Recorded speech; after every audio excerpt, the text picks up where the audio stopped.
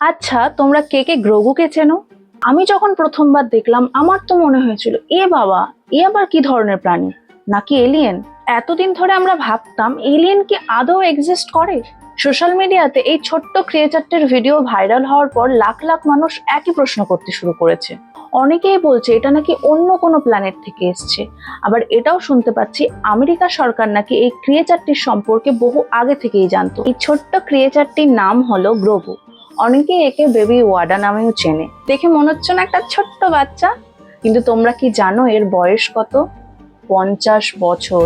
শুধু তাই নয়, এই মিস্টিরিয়াস ক্রিয়েচারটির মধ্যে এমন কিছু স্পেশাল পাওয়ার আছে যা সাধারণ কোনো স্পিসিসের মধ্যে দেখা যায় না।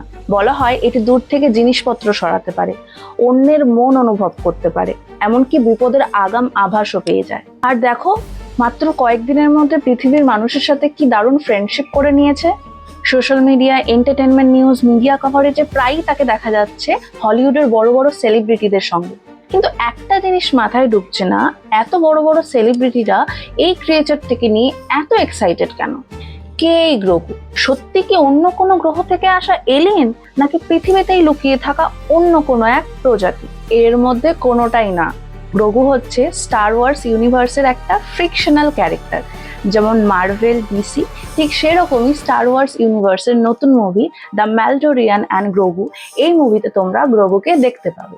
আর যেটাকে দেখে লাখ লাখ মানুষ রিয়েল ক্রিয়েচার ভেবে ভুল করছে, সেটা আসলে তৈরি করা হয়েছে advance animatronics, robotics and visual effects technology use করে, যার এস্টিমেট কস্ট $5 মিলিয়ন, ইন্ডিয়ান কারেন্সিতে 40 কোটিরও বেশি।